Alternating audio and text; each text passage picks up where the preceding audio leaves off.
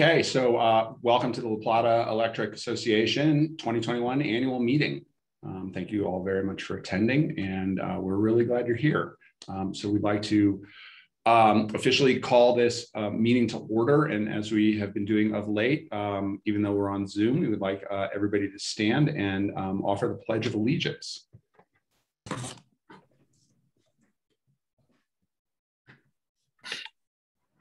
Oh, that's even better. We got the actual thing. Okay, thank you. I pledge allegiance. Pledge allegiance to the flag of the United States of America, to the republic for which it stands, one nation, under God, indivisible, liberty and justice for all. Thank you.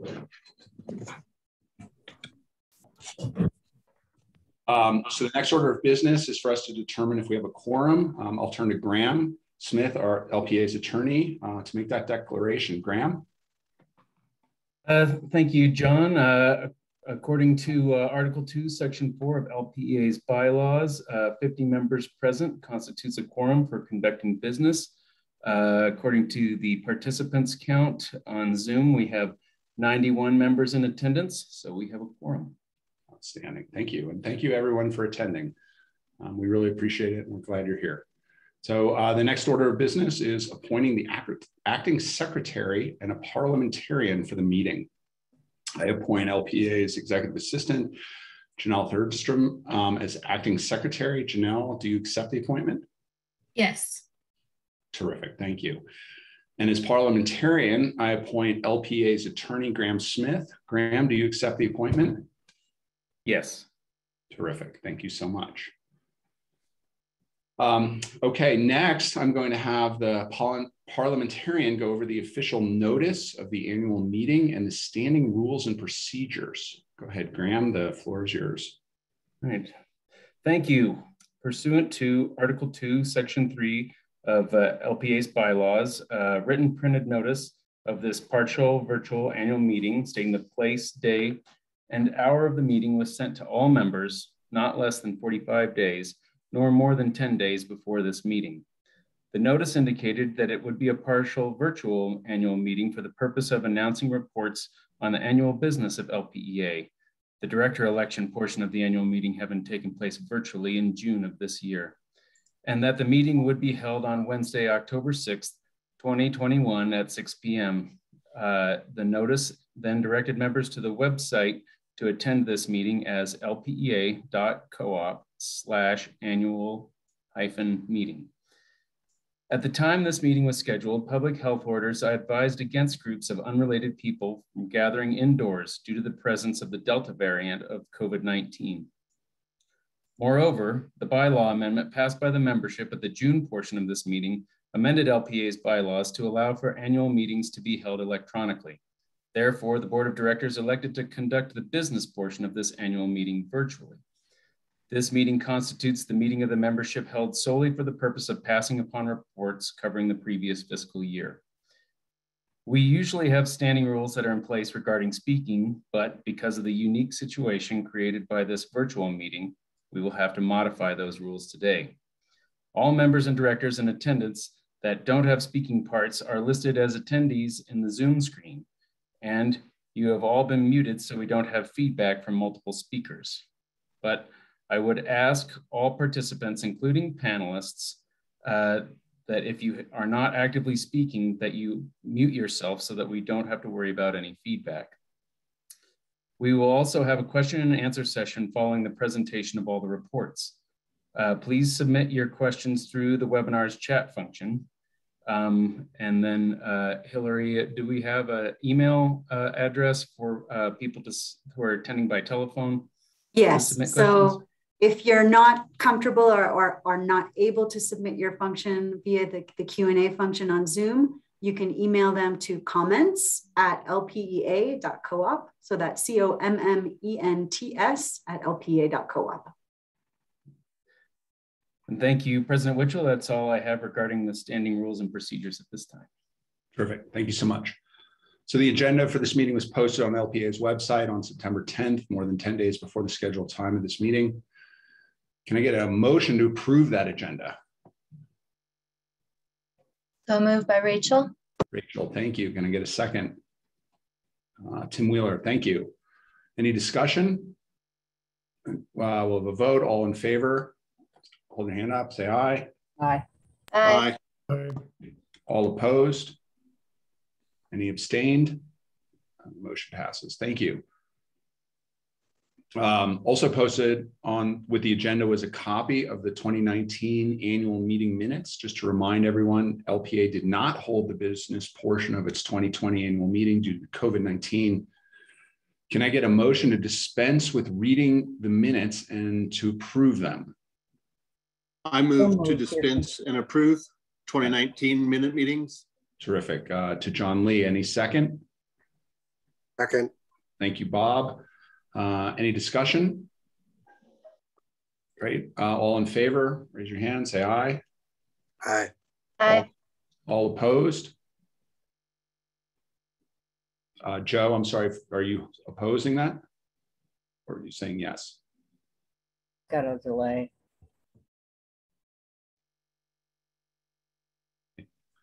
It's frozen. Let's give him another 10 seconds. Joe, if you can hear us, why don't you go ahead and unmute? Yes. Got it. In favor. Thank you. Sorry about that. All opposed? Any abstained?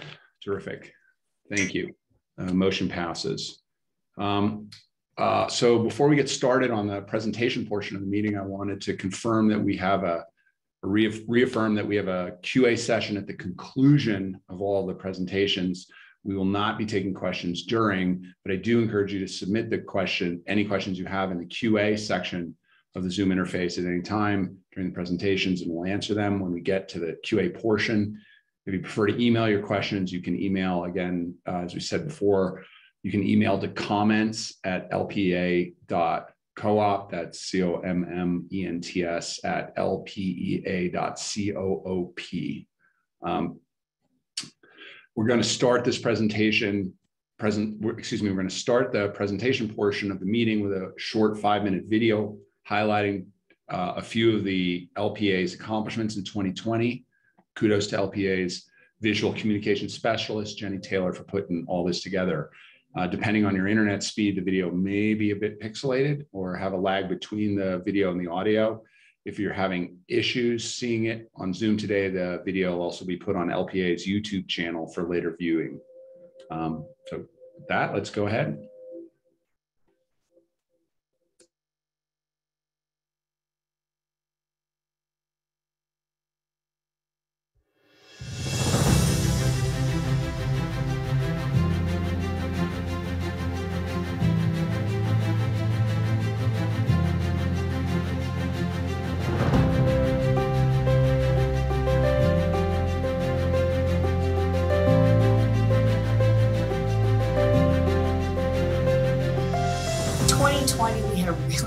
Year with COVID. But what also was good about it is that we had innovation in our company. We were able to take a little bit of a pause and relook at everything that we've been doing in the past 82 years and find improvements. So as a result of that, we've had our strongest financial year in 10 years at the cooperative, which is great, and we hope to continue that in the future. We did a code of excellence with our employees. And what that code is that's about putting us together in a room, deciding on what expectations and what meant the most to us as a community of employees, and how we wanted to act between ourselves, but also with our membership. So now this is a code that we all live by and we strive to meet in order to create better work product, better communications, better flow of business ideas. The other item that was really big this year was our operational plan. So we put together a 5-year operational plan. And what that helps us do is really think for the future. And instead of being reactionary, we're now proactive. So this 5-year operational plan both puts together what are we looking for in the future in regards to trends in everything that we do. How do we address that and how do we become better? The other item, which we're really proud as well, is our power supply. So the board asked us to look at different options for power supply and where we get that. We spent the last 2 years actually working in detail with Tri-State and others in the region to say, what are the options that exist for our members?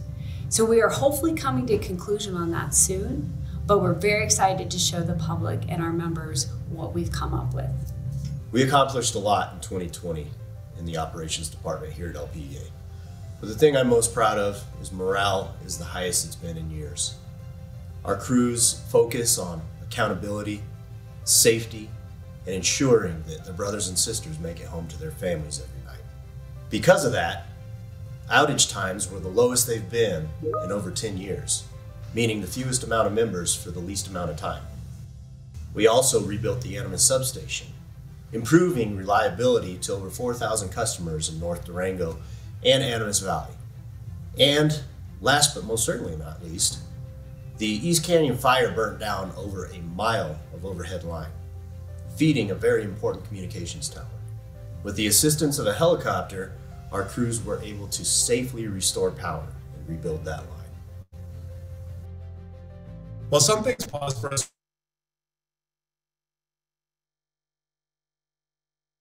in 2020, our work with our members on electric infrastructure OSA and a level 2 charger out in Bayfield.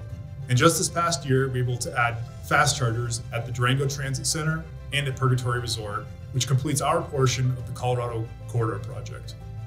In addition, we were able to get a grant for the Durango School District 9R of over $328,000, which brings the first electric school bus to our area.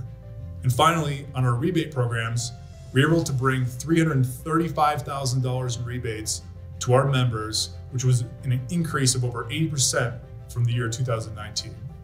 So despite the many challenges of 2020, it was a record year for giving at LPEA, not only on behalf of LPEA, but also on behalf of our members. So in 2020, we dedicated $90,000 to support our community who was struggling to recover from the COVID-19 pandemic. We put $220,000 towards scholarships, sponsorships, and grants for local nonprofits. And we returned $3.5 million in capital credits to our members. So in total in 2020, that's a $3.8 million investment that LPEA gave back to our community. But it wasn't just LPEA giving to our community, it was also our community giving to our community.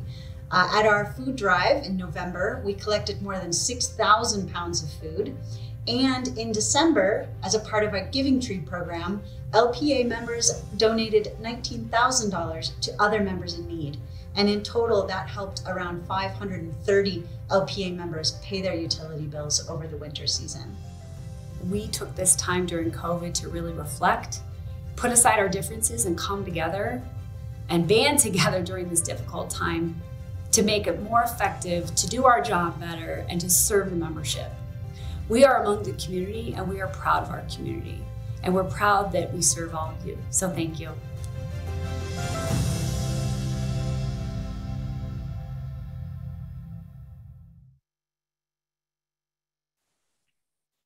That was awesome. Thanks to the staff again for putting that together. That was actually terrific.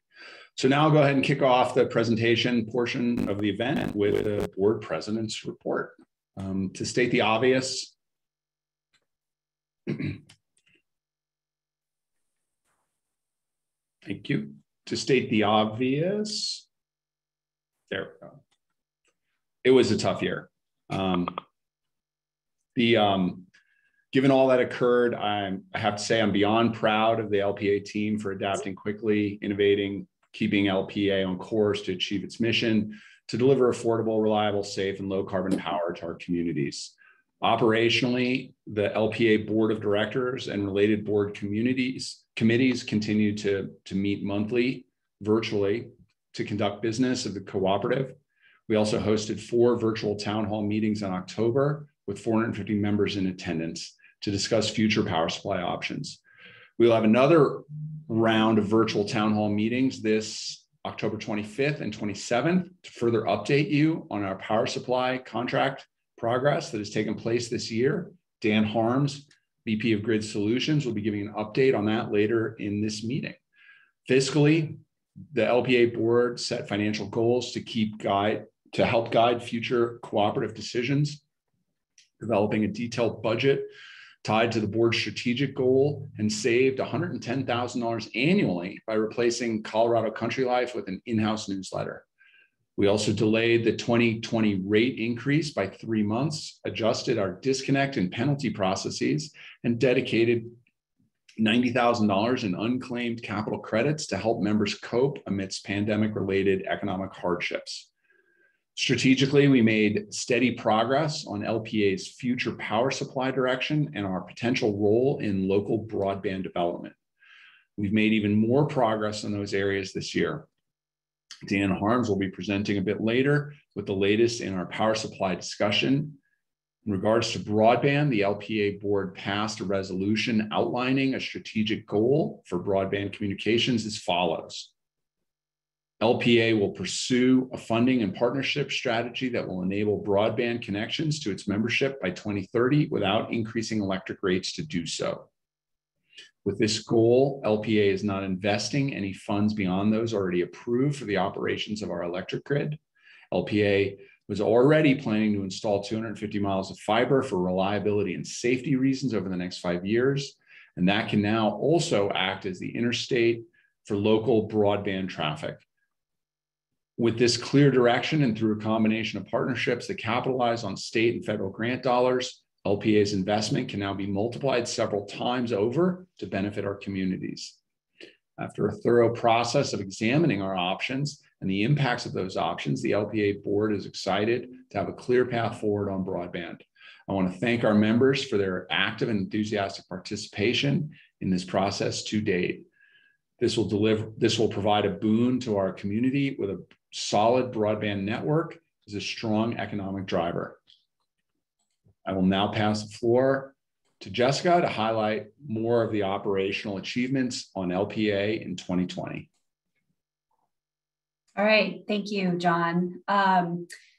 Yeah, we've had quite the year. The video at the beginning of the meeting really did a good job of capturing the major operational accomplishments, but I'm going to take just a few minutes to go over some specifics. So with that, I wanted to talk a little bit about our 2020 strategy. And as I mentioned, we worked with IBEW. For those that don't know who that is the union that represents our half of our employees actually at La Plata Electric. And what we did is we developed this in coordination with the union, but in fact with the entire company on the Code of Excellence, which provides a culture of safety, increased safety and respect. So we worked on that really hard, and that was a great achievement for 2020. We also charted a clear path to success by completing our 5-year operational plan. And what that does is that gives us more of a long-term guide instead of reactionary, and it helps guide our work throughout up to 2025. So it's a living document, which is also really helpful in that when things change, and actually when we started on this path of the operational plan, it was prior to COVID. So because it's a living document, we're able to go back and continuously improve it and update it. There are more details about both these items on our website. And as you can see, the URLs show here. I would really encourage folks to go visit those pages. There's a really good Code of Excellence video that's actually produced by IBEW. And then you can read LPA's 5-year plan. So the next item we're going to talk about is operations. All right, so really proud of our crews and our staff. We achieved the best outage statistics in 10 years. So what that means is we are consistently looking at data and analyzing it. So we've had the least number of people out of power for the least amount of time, and that's in 10 years. So that's pretty remarkable. We also rebuilt the Animas substation, and what that did is it provided better service to over 4,000 members in North Durango. But not only that, it actually provided really important protection for the entire grid. It also enabled sophisticated transmission protection for the city of Durango and the Animas Valley. So that was an important project. We also worked with a helicopter contractor to replace equipment damaged by East Canyon Fire, including the power line feeding a 40-year-old cell tower. So folks remember that fire. Obviously, it wasn't as huge, but it was still pretty devastating, and it took down a number of our poles and our lines. So it was great that we could work with contractors to get those poles up. Okay, energy engagement.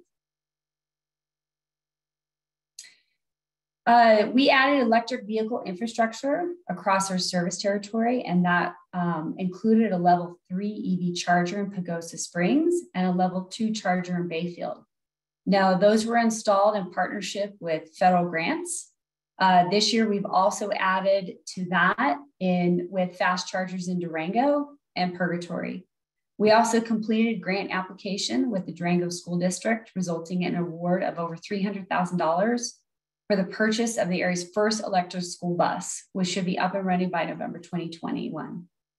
And we partnered with Tri-State to provide over $300,000 in rebates for members to install energy efficiency and other electrification efforts. And that was up 80% from 2019. So next item I'd like to talk about is member engagement. We allocated $90,000 in assistance funds to support members financially impacted by COVID. And we gave over $200,000 in the form of scholarships and grants to our community and our service territory, which really helped a lot of young people and families and people that were struggling. And we retired $3.9 million in capital credits to our membership.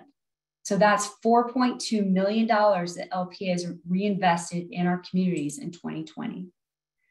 So this was a tough year, I think, for all of us last year and coming into this year. Change is not easy, but LPA has seen a lot of changes, and we're proud of LPA staff for surviving and thriving, even though these changes are hitting us at home. Many of us had to learn how to teach our children, take care of our loved ones that were struggling through this. But all these successes mentioned and many more have set LP on a great path toward the future. So we do support our community for being patient and kind, giving us a little grace, but supporting us. So we appreciate all of you. Thank you. So next, we're going to hear from Dan Harms, and he's going to talk about power supply. Good evening, everybody. As Jessica mentioned, my name is Dan Harms, Vice President of Grid Solutions, and I'm going to be here tonight talking to you a little bit about our power supply endeavors lately. Slide, please. Okay, as many of you are aware of, La Plata Electric has a overarching goal, corporate goal, to not only reduce our carbon footprint, but do it in a fiscally responsible manner. So our goal is to cut our carbon footprint by 50% from 2018 levels by the year 2030. And what the latter part of this goal means, keeping our electricity lower than 70% of our peers, means that we're not going to raise our rates to do this. So in fact, we would much prefer to find a way to cut carbon and lower rates together. Next slide. So you might be asking, why so much emphasis on cost of power and power supply? Well, as you can see from this chart, which outlines all of our expenses from 2020, cost of power is a very large portion of our expenses at La Plata Electric, and it always has been. We're primarily a distribution cooperative that delivers the power to you. So the first thing we have to do is acquire that power. And that's 64% of our overall expenses at La Plata Electric, which amounts to $68 million a year. So obviously, we need to pay attention to our power supply, and any savings we can make there can go a long way. Next slide, please. So because of this, our board of directors has adopted a three-pronged strategy, and we've been following this strategy for over a year now. And to go over each one of those three prongs, the first option was flexibility of power supply. We wanted to see our flexibility within our current contract. We were putting effort towards what can we do within our current contract with Tri-State to acquire more flexibility and to be able to do the projects we want to do. Well, one thing that occurred out of that focused effort was that La Plata Electric, along with the other cooperatives of Tri-State, were able to acquire the ability to install 2 megawatts of community solar. So that's something that we're looking forward to taking advantage of here in the near future. The second option that we were following of our three-pronged strategy was a partial supply contract. So what this entails is the ability to stay with Tri-State, be a member of Tri-State, but also take a portion of our load that we can go and shop for elsewhere. So we've had some great success with this option. Once again, La Plata Electric and the other co-ops of Tri-State have gathered together to create a policy that was established at Tri-State late last year.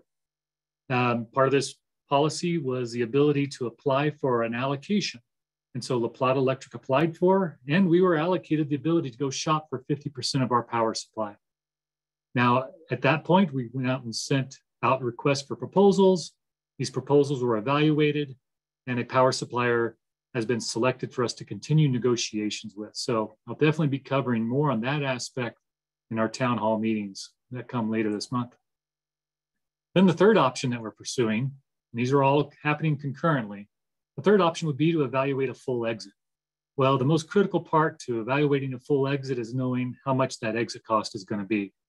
And so when you've been seeing a lot of the stuff in the news lately, that has been La Plata Electric trying to come up with a fair and equitable number to exit from Tri-State. And we need to know that just to be able to evaluate it. So that is, negotiations are continuing to go on at FERC today with that. Next slide. So to wrap things up, I want to encourage everybody here that might have an interest in more details on our power supply to attend our virtual town hall meetings coming October 25th and 27th. There's a registration address here that can also be found on our website. So please come and join us there, and we look forward to sharing more information so you got a clear picture of what's going on there. I think that's all I have.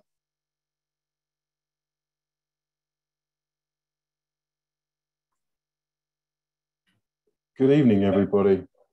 I think that's me.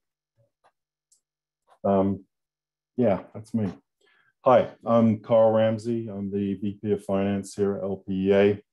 Going to talk about, obviously, our financial results from 2020. And next slide, please. Get that wonderful picture out of the way. So we had a very successful year financially in 2020, as Jessica mentioned, the best performance we've had in 10 years. So we were able to reduce our operating costs by over $1 million from the level they were at in 2019. Also, our electric rates, what you guys pay on your bills, were lower than 70% of the other Colorado co-ops. And I'm not just reaching for that number out of the sky. Every year, LPEA fills in what we call a Form 7. It's a standard form for electric co-ops all throughout the United States.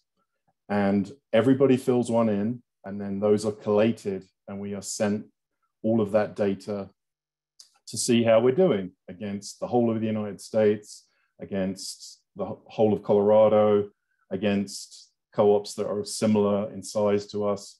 So a lot of the data that I'm going to be presenting comes from that report. Other things to point out, we've mentioned the $3.9 million in capital credits that were repaid to you, our members.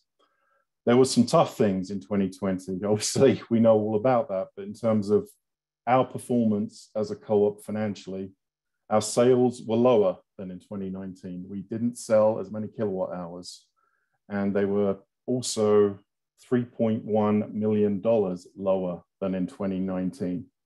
But with that said, we were still able to generate operating margins, which is co-op speak for, the bottom line, your profit, for $2.2 million higher than in 2019. We were also able to invest over $13 million into our electrical infrastructure and reduce our long-term debt by $5.5 million. Referring again to the report I mentioned just a few moments ago, our controllable costs, so that's our salaries, our travel, anything that we, that we pay out and write a check for, were 19.5% lower than the average for the whole of the United States. And administration costs, so that's people like me who do finance and our billing staff, those were 17.5% lower than the US average. And those are numbers we're pretty proud of, that we were able to control our costs in 2020. Next slide, please.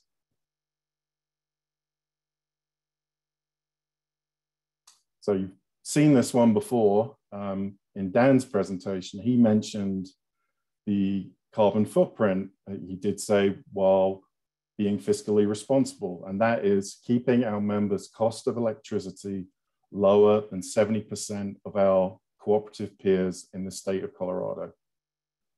So how did we do on that goal? So this is a graph that is generated from those reports that we talked about. And this is for the last 5 years. The blue bars represent us, LPEA, and our average cost per kilowatt hour in cents. Now, we do know, as we've mentioned, there was a rate increase in 2020. It was deferred for 3 months, but the rates did go up slightly. And you can see that in the growth from 19 to 20, but we're still quite a long way under that average. That's the average for Colorado co-ops. That trended up in 2020 as well. And we've maintained our distance from that average. So we are lower than 70% of our Colorado co-op peers, which is obviously part of our strategic goal. Next slide, please. So how did we manage to do better in 2020 than we did in 2019?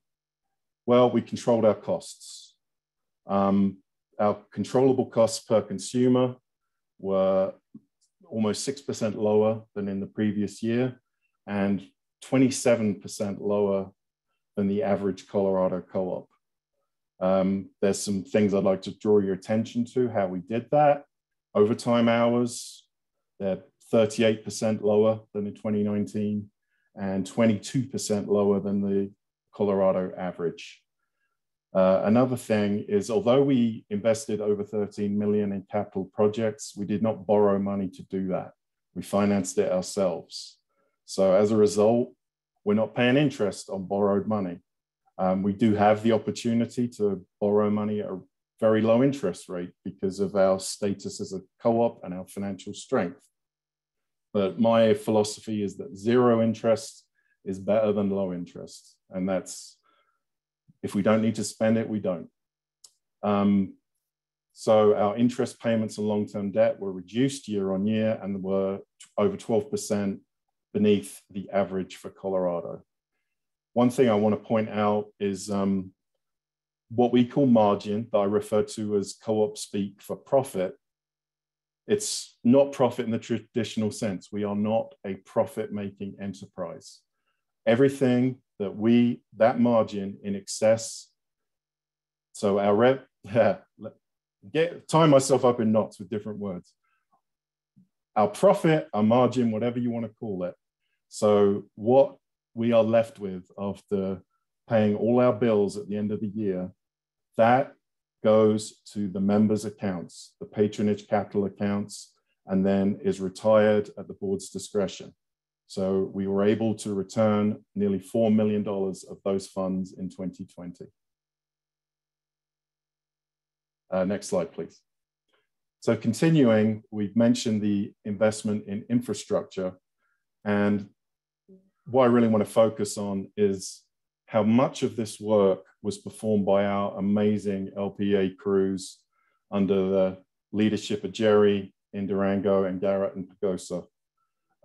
They performed work that had traditionally been done by third-party contractors, and 15% of our total wage bill, that's not 15% of the crews, but absolutely everybody who works for LPEA, went towards these projects in building the electric infrastructure that makes up our grid here in La Plata and Archuleta counties.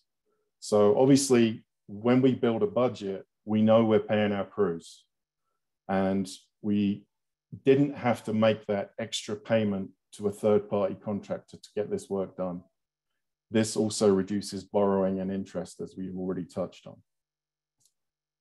Next slide, please. I think I will pass this on to Jessica for the conclusions. Thank you. Thanks, Carl. Yeah, so to conclude, we are in the process of developing a partial contract policy with Tri-State. So for more information on that, please attend our upcoming town hall meetings. Tri-State representatives will be at the meeting presenting this partial contract with us in a partnership. We also laid the groundwork on broadband. We became a national leader in co-op union relations. We've achieved our best outage and reliability statistics in 10 years. We reinvested $4.2 million in local communities, which was also retiring capital credits. We increased member rebates 80% from 2019. We achieved our best financial results in 10 years, and we reduced costs by $1.1 million from 2019. So staff, and we thank the board. Our board has been awesome in supporting us in these efforts and guiding our efforts in our future. We're very thankful for everyone's hard work. And, through a pandemic, we feel really grateful that through the pandemic, we came out with some positive items. So thank you again. And I will, pass it over to John and Hillary, because I think Hillary is going to go ahead and conduct the Q&A. So don't forget, go to the Q&A box at the bottom and please type in your message, or go to the email that Hillary provided to send her an email with the questions as well. Okay, Hillary. Great. All right, so we haven't received any questions in our comments at lpa.coop inbox yet, but we do have a couple that have come in from the Q&A box. Anyone with any others, we encourage you to type those in right now. The first one is from member Steve Blaylock. It's a long question, so I'm going to do my best just to paraphrase it. And Dan, I think you're probably the best person to answer this one. He calls out that we give free chargers to the owners of electric vehicles in our area, which is correct. And he believes that this amounts to welfare for those who have the funds to purchase expensive EVs at the cost of the entire membership. He believes it would be more equitable for LPA to purchase those in bulk and pass the savings to the EV owners via an extra charge on their bill.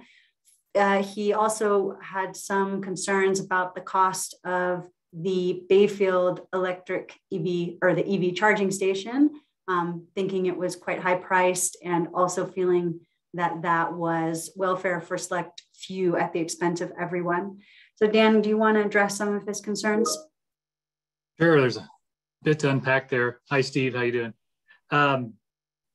Yeah, let's start with the EV chargers that we provide to our members. I think a key thing to realize there is that for electric vehicles to be successful in our area, there needs to be a managed schedule behind them. And that's one thing that's very important that LPA has seen to be very beneficial, is by us providing these chargers, they're somewhat pre-programmed for to stay away from our peak period times. Okay, and so that's going to allow us to fill the valleys and use the grid in a more efficient manner. But to your point on, why wouldn't we just put that as a surcharge on the customer's bill that purchases the electric vehicle? Another great thing about that is that the rebates, well, essentially the charger that's passed out there is provided through rebates that we actually receive from Tri-State, because there's what we're referring to as beneficial electrification drivers behind this. The fact that electric vehicles are being added to our grid is one of the best ways that we can reduce rates overall for the rest of our members as well. And that's because they use additional electricity, and I've got the same fixed facilities. If I can manage that load, then I don't have to increase our facilities. I'm selling more kilowatt hours. That brings the rates down for everybody. So I think those are key important things to understand about that program there. And as with any of our rebates or anything that we do, we pay very close attention to the pros and cons of what we're doing there. We want to make sure that any rebate or anything we give has a payback associated with it. So we're not going to provide something that we don't see as a long-term benefit for all of our members there. Then in regards to the chargers like at Bayfield, the one that was installed most recently, as well as the chargers at our office. Those were paid for with charge ahead grants from the state of Colorado to provide more electrical or EV charging infrastructure throughout the state. And so those were actually paid there. It is free charging, but it's for a limited time. That is only going to be for a year to let people get acquainted with where those chargers exist. The chargers at La Plata Electric in Durango and at the charging center in Pagosa Springs, those are both being charged a fee for charging at both those locations there. Jessica mentioned the fast chargers that we have, City of Durango and the one up at Purgatory. Those are also paid largely through grants and our partners. La Plata Electric does not have an ownership stake in those DC fast chargers there. We just helped coordinate the installation of those to provide solid EV charging infrastructure in our area there. I think that answered the questions there. All right, Dan, I'm going to keep you on the hot seat okay, because the next one's for you as well. This is from one of our solar members, Patty Bristol. She spent more than $14,000 getting solar panels installed in her homes, on her home, in the hopes that she would save money and also help the environment. And then during the rate increase in 2020, her bill was raised for the electricity that she uses during peak hours between 4 and 9, even though she doesn't use all the electricity that she produces. Her question is, why am I being charged for electricity that I produce? And it doesn't seem fair. And it seems like I'm being gouged for money when I'm trying to do the right thing. Got it. Yeah, great question, Patty. So the peak power charge that we implemented July of 2020 is to pay for infrastructure that we use to serve all of our members. And whether you're solar or you're not solar, you still require the same infrastructure. At some point, the sun sets, obviously, and you still have lines that go to your house to feed the power that you need there. If you recall from the pie chart that I showed when I showed that 62% of our expenses were purchased power, well, the other side of that is the remaining 38% are all the other fixed costs that we have. And so whether you're using power or not, those costs still exist that we have to pay for. And then when you look at the purchase power, the power portion of that, yeah, big piece of pie there, but half of that piece of pie of the purchase power has to do on when you use your power. And so when power is used during peak hours, it costs La Plata Electric a significant amount. And so when we institute a charge between those hours and 4 and 9, that's to cover that, what equates to about 70% of our expenses there. And so a large amount of our expenses have to deal with serving those peak periods of time. So those are definitely reasons why they're there. The other key aspect is, with the way that rate change occurred, is that we did not decrease or change the base charge or the energy charge. And so anything that you're using for justification for installing solar, that's still there. You're still avoiding and saving the exact same that you were already. The only thing that was added when that peak power charge was added was asking everybody, every single one of our members, to fairly pay for the infrastructure costs that have seen inflation recently. So I hope that once again answers that question. All right, Jessica, I think you're on the hot seat next. We have a couple of questions around the tri-state and our future power supply negotiations. So the first question is from Christine Polinsky. If we pull away from tri-state 100%, when do you see that happening? And how much is that going to cost, and who is going to pay for that? Great question. So as we mentioned before, the board has a 3-pronged strategy. And so looking at a full buyout is one of those prongs. We are currently at the Federal Energy Regulatory Commission with other co-ops, including Tri-State, seeing if we can decide on agreed upon full buyout figure. That is going to be a very long process. And again, the board has not made that determination. There's been no determination by the board to do a full buyout at all, even a partial. The board has not made that decision. What staff's role is, including mine, is that we will compile all the data and analysis for the board. We will take all that information to the board and let them decide the best path for our community. So again, no decision has been made on the Tri-State buyout. We are still in negotiations with Tri-State and probably a dozen other co-ops right now at the Federal Energy Regulatory Commission, which is the now the oversight commission that regulates Tri-State, and that's in Washington, D.C. I would just probably like the 7th time we've done it, but I'm going to keep doing it. Anyone who has questions on power supply, really come and join us either the 25th or the 27th at 6 p.m. It'll be on Zoom. It'll be the same agenda either days. We just did it twice just to allow you more opportunities.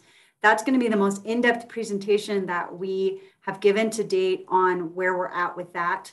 There'll be another Q&A section then. You can register at lpa.coop/power supply. So highly, for those asking Tri-State questions, really recommend you come. And here's another Tri-State question from Harry Regal.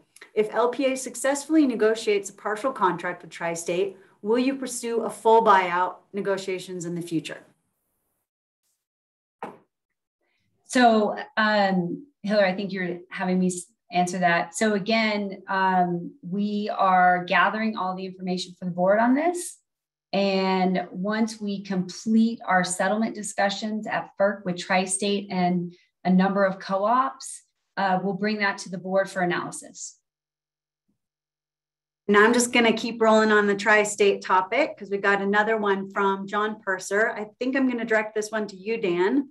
He wants to know, was the RFP for the partial supply contract publicly advertised? And can the members see the partial supply RFP? The RFP for the power supply was not public. That was a confidential document at the time. It could be that at some point in the future, we can make that available. But right now, that one hasn't been available. But during the power supply meeting, we'll certainly be covering the aspects that were included in the RFP. So I think that's probably really what you're after, is to know what we were asking for in the RFP there. Great. Here's another question from Christine Polinsky. We had a rate increase in 2020. When do you see the next one coming? Dan? Well, I think that's a Carl question. Yeah, I can answer that. Carl? In our current 5-year forecast, we do not, at the moment, forecast a rate increase. But that is dependent on what happens with power supply. If things go as well as we hope, then that will be, there wouldn't be an increase in the near future. Another question from Dale Page. Does LPA have an incentive for the customer to install battery storage at the customer location? I think that's you, Dan. Yeah, I'll take that one. Dale, it's certainly something we're working on. That's one of the aspects of what possibly the alternatives we have with our power supply going forward can allow us to do. There's quite a bit to happen to make that work. It doesn't do La Plata Electric any good just to have the energy storage out there if it's not managed. Much like the electric vehicles, very, very time sensitive. It can't just be a generic schedule of time of use. We've been trying to help some members as they've been putting in some battery banks, giving them some hours on when they can discharge. That'll be most helpful for the system. But usually that discharge goes pretty quickly. If what we see in the future is what we call a distributed energy resource platform that is going to be able to communicate with a variety of different battery systems, electric vehicles, energy storage, smart thermostats, a variety of things to make sure that we can use those in the most effective way possible and provide a credit to our members on, the volunteers that want to do that to make it work for everybody. If you've got an interesting piece of technology like that, then we would love to leverage that to its fullest extent. And so details will be coming on that, I'm hoping, in the next year or so. There's a question from Ann Cook who would like us to address tree trimming and Alliance with Lines. I'm not sure what that means, but Jerry, you can definitely address the tree trimming protocols. So we have over 2,500 miles of overhead lines, and many of those being distribution lines, which serve each of your homes. Our tree trimming efforts, we try to do our best to respect members' trees, but they do become a fire hazard when they come in contact with our lines. With the recent fires in California and the West Coast, we have upped our tree trimming efforts to make sure that the system remains reliable, but we also stay safe from wildfires being caused by our power lines. Our tree trimmers go through extensive training, both with the tree trimming itself, how they are not linemen, so they have to maintain a certain distance away from the power lines when they do their work. But they also, like we said, try to respect members' trees. We all know how important trees can be for certain members, and we try to do our best to maintain the safety aspect without clear cutting our distribution lines. I hope that answers your question. And she just provided some clarification, Jerry, on the connection question. I think she said CenturyLink, Poly, Constitution, irrigation districts, etc. I'm not sure if that makes any sense to you. I'm not really sure what you're asking, Anne, but we do have whole attachment agreements with other entities that need to use our infrastructure for their use. And that is something that we are currently trying to clean up and make sure that all of our records are accurate, both for safety and record purposes. Graham, did you want to add to that? Yeah, I mean, I think Jerry hit the nail on the head. We are currently going through an audit of our attachments, who the attachments are with and their location. And as Jerry said, we're trying to make sure that that's all appropriately accounted for. Right, Jerry?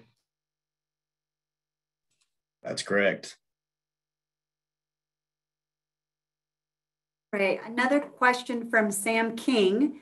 Do we see any risk or exposure if Lake Powell or Mead levels fall below hydroelectric minimum levels? Yes. Yeah, that's a great question, Sam. That's something that's definitely being watched. Tri-State receives a portion of their power from hydroelectric dams, and obviously that's very low cost power. And so if that's not available, it takes away some of that low cost power. And so that's definitely being watched. And I don't know what else to add to that, but it's certainly in the forecast, I'll say at this point, and being addressed the best way it can. Thanks, Dan. I think this one would go back to you, Carl. With the 2% Tri-State rate decrease this year and a proposed 2% decrease from Tri-State again in 2022, does LPEA foresee a rate decrease as well? We are certainly examining all the options. At this point in time, we have engaged a third-party consultant to look at our rates, it's called a cost of service analysis. So what they do is look at all of your assets, all of your expenses, and how those expenses and those assets, the cost of those assets should be recovered through rates. So they are well on the way with that study, and should be presenting to the board before the end of this year. So it's certainly something we're considering. And I think that's all I can say at the moment. Great. Graham, I've got a question for you. It's from John Purser. Before the 2021 election, the bylaws were changed by the board to comply with Colorado statute. The election period was reduced to 45 days from the 60 days specified in our bylaws. The portion of Colorado statute referenced has been on the books and unchanged since 2016. Does that mean that the board elections of 2017 through 2020 did not comply with Colorado law? That's a great question, John. Thanks for asking it. Unfortunately, I don't have the personal knowledge to answer that. What I can tell you is that legally, the statute would trump the bylaws. So even though our bylaws had the candidate submission deadline as 60 days, it should have been submitted by, should have had until 45 days before the election to submit. I can't address the facts of when those submission deadlines actually were. So as my understanding from speaking with previous council, I believe our elections were in order all the time before. That's the, I can look into that and get you a more detailed answer, but as the best of my understanding, we complied with the law that was in effect at the time.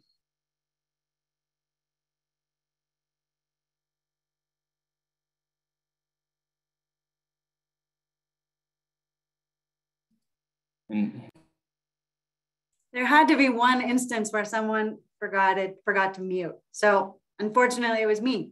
There is a question, another question from John Purser.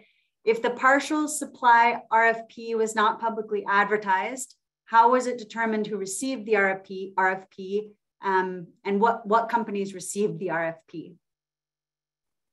Yeah, John, there was, we engaged with a third-party consultant, Energy Strategies, to help us with our whole RFP process. They helped us, formulate some of the requirements there, as well as they were very well versed in knowing who in the power industry was actually capable of providing the type of power supply we were looking for. As you've probably have heard, it was a block of power that we were looking for, which means it had to be leveled 24/7. And so to do that, there was only a handful of power suppliers across the United States that can actually do that and have the accessibility to deliver the power to La Plata Electric service territory.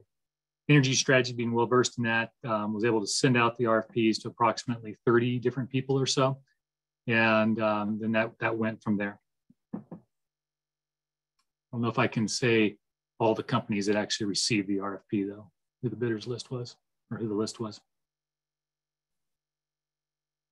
And a follow-up question from Marion Tone. Will LPA publish the results of Mr. Smith's analysis per the last question? I don't remember who Mr. Smith was. I'm Mr. Smith. Sorry, Mr. Smith. Yes, I can address that, and we can certainly report to it at the board meeting later this month. I think that's a typical process for responding to written membership concerns. Report to the board on our investigation on that. And be happy to do that in this case as well.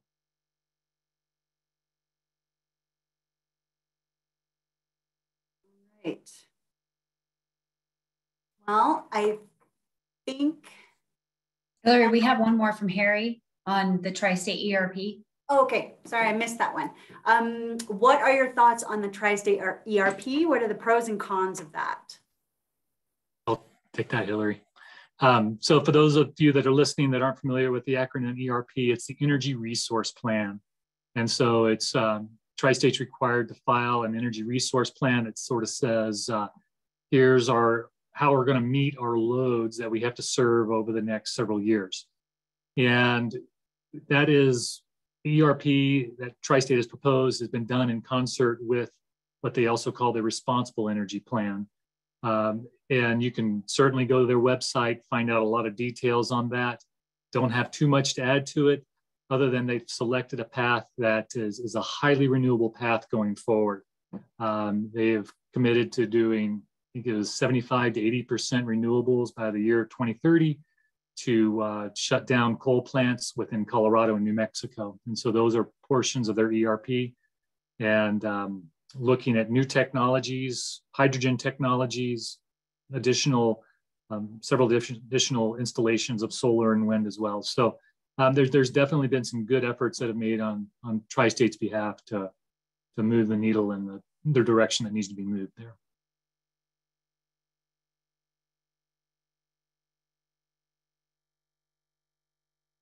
All right, and that was the last of the questions. Oh, we may have just gotten one more.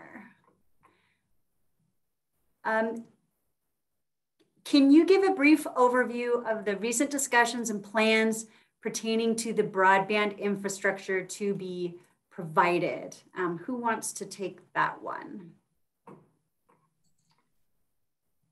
Kirsten, do you want to take that one? I can go ahead and talk about that one. So again, this was a lengthy process with the broadband committee, with the board, and a lot of public participation, which was fantastic. So what this is about is that we are going to actively look for broadband partnerships with the community. So that means that there's a lot of federal and state grant money coming down. And a lot of it is actually going to Southwest Colorado because they have designated us as a critical area for broadband. And so the point that the board or the committee and then the board approved is that we are now able to go out to the county, the city, the tribe, others, the state, and partner with those entities to actually apply for grant money. So the grant money will pay for a lot of fiber backbone in areas that have not been built. And then we can work with other internet providers that provide internet to the home. And they will also get grants in order to supply broadband from our backbone of broadband to the communities. So I hope that helps. If there is a follow-up question, please type it in, or you can email, or we can also set up a time to discuss. One other thing that I did want to clarify, Hillary, please. Okay. So I did want to say there's a lot of questions about the buyout, the partial buyout, which is called a buy down payment. So if you ever hear anything that says BDP, and I know it's a frustrating acronym, BDP means buy down payment, which is the same as a partial contract with Tri-State. So we are really interested to inform all of you about the details of that. And so that's going to take more time because we're actually going to do a deep dive. And so we'd really encourage you guys to all come to the 2 evening town hall meetings that we're hosting at the end of the month. The information's on the website, but please come to those because we are going to go into deep dive on those. And that's going to talk about the savings, who we chose, because I think that'll hopefully answer some of John Purser's questions, is who we chose and why we chose them. And then it will talk about the savings. And Kirsten did have her hand up, so I just wanted to offer her the floor in case she wanted to add anything on broadband. And another question came in, Kirsten, about whether broadband would be available in Lightner Creek. So I don't know if you just wanted to maybe, I mean, I know we don't know, but you could address that in your comments. Yeah. Thank you so much, Hillary. So the important thing is that LPA has a need for operational broadband and has an infrastructure that can help with not only their own broadband, but may be able to, in partnership with other folks, help with broadband. So it's a great partnership, being able to really take advantage and being able to leverage our resources in the community is what it's all about. I can't speak to Lightner Creek. Dan, maybe you can. The specifics, you know, I'm the board, I'm the strategy. These guys do all the work.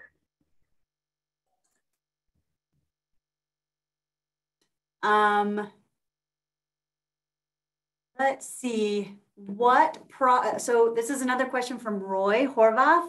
What progress has been made regarding the use of existing rights of way and other entities installing fiber optic cable on existing poles? Graham, do you want to touch on some of the recent work we've been looking at with SB 107?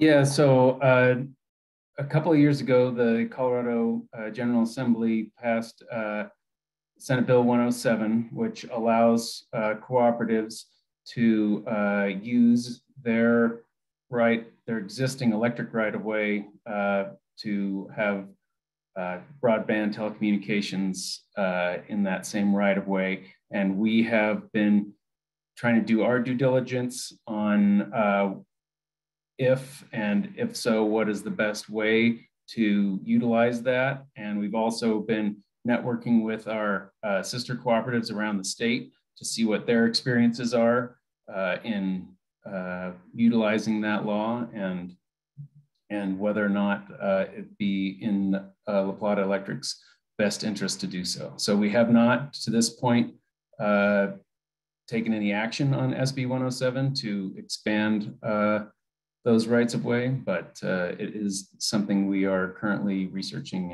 and trying to determine. Okay, we have another question from Heather Otter, kind of a different type of question. Would one or more staff members comment on a memorable strategy or activity from the past year you felt impacted performance and morale positively? Does someone want to take? Sure, I'd like to jump in to that.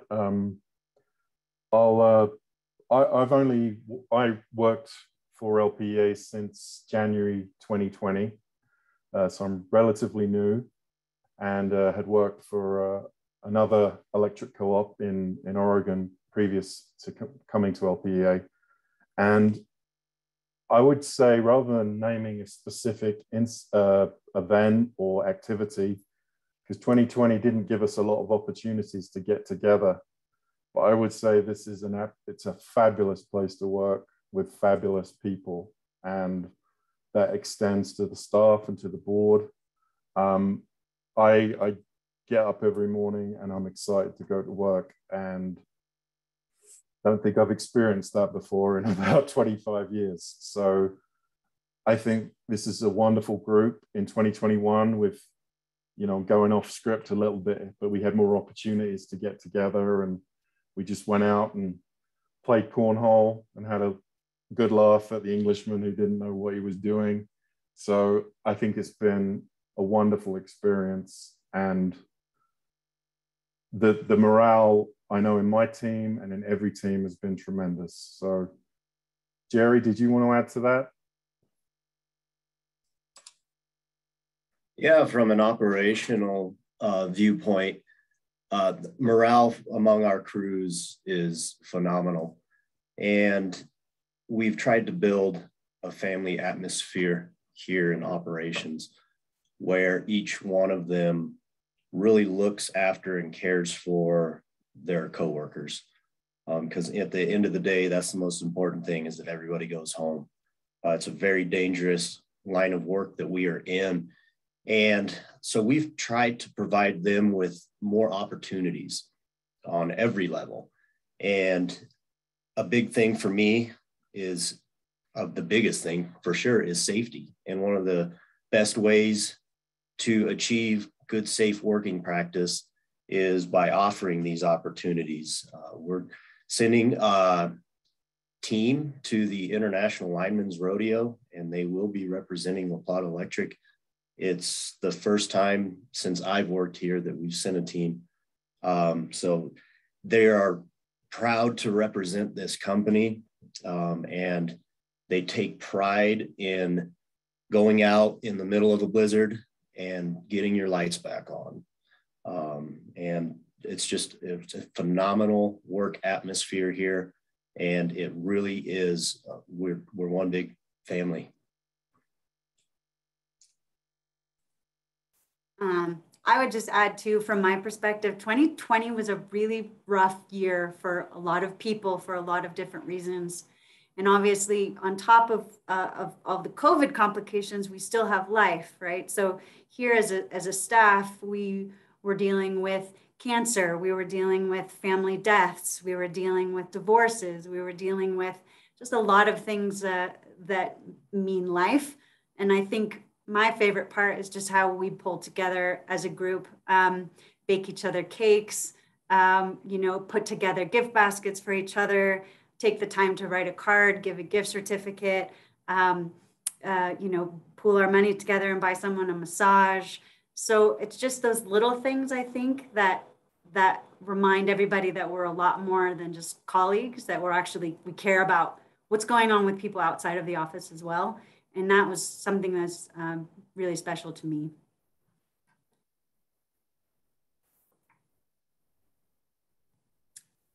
Okay. Jerry, I think we've got a question for you. Do we anticipate any large capital projects similar to the Animas substation rebuild in 2022? Yeah, we actually have quite a few capital projects lined out. We're trying to do like a multi-year plan, and our capital work project hasn't been officially dialed in yet, but we are in the process. We've got with our engineering department, and we do have quite a few projects lined up. And each one of them is to improve the system, the safety and reliability and redundancy of the entire electrical system. And there's a lot of them. Work is really cutting loose. Right now, we are trying to account for the additional growth in both Archuleta and La Plata counties. And we are completing multiple capital work projects around both counties. And the same is going to happen and continue to happen. Jerry, I can hit on one specifically that's really big, which is the transmission rebuild that we're looking at doing all the way to Pagosa Springs. That is one area of our system. You know, a big thing about electricity, we want redundancy out there and multiple ways of feeding the loads if we can. A lot of times we're up in the mountains and down valleys where we don't have a redundant feed, but certainly, you know, that one's now it's a long plan. We have to acquire right-of-ways, talk to lots of people. And so I'm not sure when it'll be released, but that's something we have a line rebuild to Pagosa. So we have two solid feeds into that area in case one goes down. I would just add that on our website, under the News and Outage Center, we have a constructions page. And so when we know of large construction projects happening in our district, we put the details and the maps and the information on that page. So that's another resource for you. And I believe with that, that is the end of our questions.